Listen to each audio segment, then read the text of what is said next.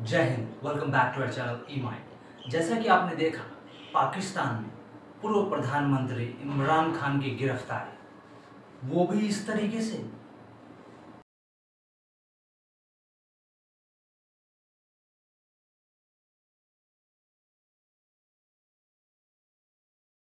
किसी देश के एक पूर्व प्रधानमंत्री की गिरफ्तारी इस तरीके से यह दिखलाता है कि उस देश की डेमोक्रेसी किस तरीके से एक पेंडुलम की तरह झूल रही है, जो कभी भी पाकिस्तान में पूर्व प्रधानमंत्री इमरान खान इस्लामाबाद के हाई कोर्ट में भ्रष्टाचार के 2 मामलों के खिलाफ जमानत के सिलसिले में गए थे। तभी अचानक पाकिस्तानी रेंजर्स जुडिशरी ऑफिस के शीशों को तोड़ करके, उसके दरवाज़ों को तोड़ करके, वहाँ के वकील को मार पीट करके और इस तरीके से घसीटते हुए पाकिस्तान के पूर्व प्रधानमंत्री इमरान खान को गिरफ्तार कर लिया। और यह घटना वहाँ हुई जहाँ पे न्याय दिया जाता है, जहाँ पे जुडिशरी हाउस है, जहाँ पे लोगों को न्याय दिया जाता है, जहाँ पे कानून की रक्षा की जाती है। इस तरीके से वहाँ पे कानून को तोड़ा जाना यह दिखलाता है कि उस देश में वहाँ के पॉलिटिक्स, वहाँ के नेता, वहाँ की सरकार उस देश को नहीं चला रही है। शायद उस देश को वहाँ का आर्मी, वहाँ का सैन्य सिस्टम चला रहा है। गिरफ्तारी के उपरांत पाकिस्तान में अन्य जगहों पे, जैसे इस्लामाबाद, लाहौर, पेशावर, इन सारे जगहों पे आक्रोश का माहौल बना हुआ है।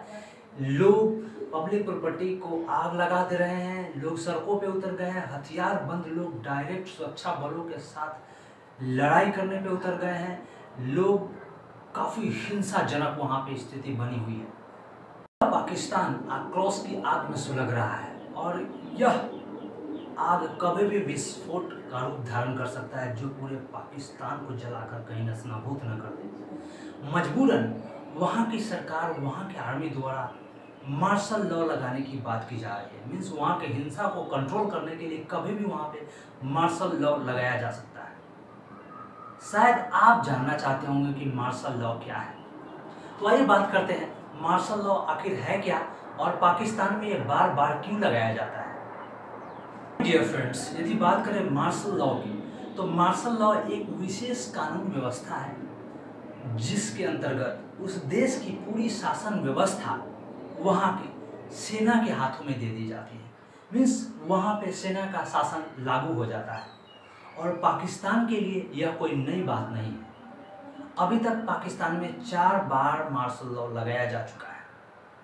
पाकिस्तान की देश विदेश नीति, सुरक्षा नीति सेना के हाथ में होने के साथ साथ वहाँ की अर्थव्यवस्था भी वहाँ के मिलिट्री के अंडर कंट्रोल में है और यह बात किसी से छिपी हुई नहीं।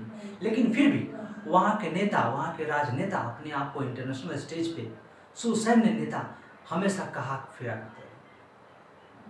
लेकिन शायद वो ये नहीं जानते कि पाकिस्तान के अंतर्गत वहाँ की सरकार, वहाँ के मिलिट्री के हाथ की एक कठपुतली मात्र है। मार्शल लॉ का सामान्य अर्थ है सैन्य शासन, अर्थात उस देश में सेना का शासन लागू हो जाता है। यह कोई जरूरी नहीं है कि पूरे देश में एक बार में मार्शल लॉ लगाया जाए।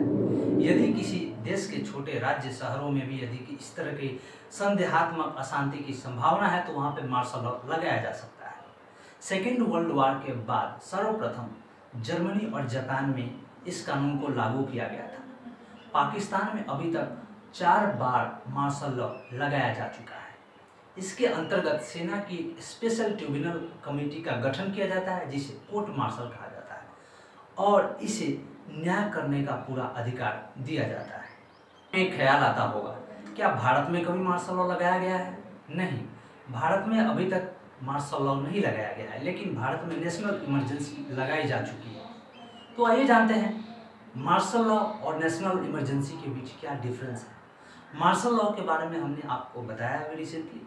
नेशनल इमरजेंसी की यदि बात की जाए तो national emergency article 352 of the Indian constitution के तहत भारत में यदि कोई बाहरी आक्रमण, युद्ध की स्थिति या आंतरिक अशांति का संदेह हो, तो इस परिस्थिति में यहाँ के प्रेसिडेंट को यह अधिकार होता है कि वो इस देश में, भारत देश में नेशनल इमरजेंसी लगाया जाए।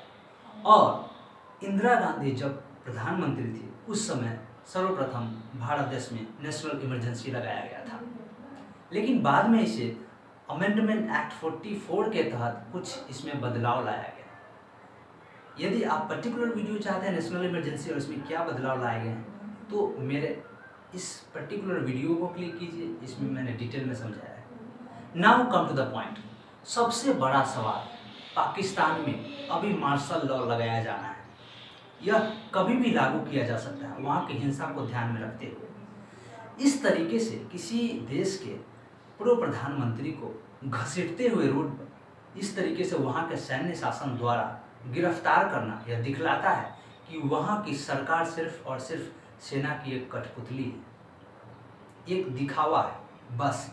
लेकिन वहाँ की पूरी अर्थव्यवस्था, सैन्य व्यवस्था सब वहाँ के सेना के हाथों में है। लेकिन इससे सबसे बड़ा सवाल उत्पन्न होता है कि विश्व स्तर पे एक पूर्व प्रधानमंत्री की इस तरह से गिरफ्तारी तो निंदनीय है, साथ क्या ही इस घटना से इमरान खान को पॉपुलैरिटी मिलेगी?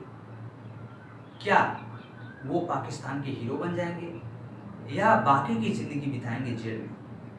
दूसरा सबसे बड़ा सवाल, पाकिस्तान की अर्थव्यवस्था पहले से ही धराशायी हो चुकी है और इसके साथ यहाँ की सैन्य व्यवस्था में इस तरीके से उथल पुथल होना और सरकार की स्थिति इस तरीके से दयनीय होना शायद पाकिस्तान के लिए ठीक नहीं है। और हो सकता है पाकिस्तान की स्थिति इतनी गंभीर हो जाए आने वाले समय में कि वहाँ पे लोगों का रहना भी मुश्किल हो जाए और लोग माइग्रेट होकर के दूसरे देशों में पलायन होना शुरू करें। और इस तरीके के अपडेट्स के साथ बने रहने के लिए जुड़े रहिए और बने रहिए अपने चैनल ई-माइन के ऊपर।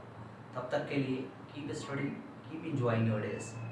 बाय बाय, जय हिंद।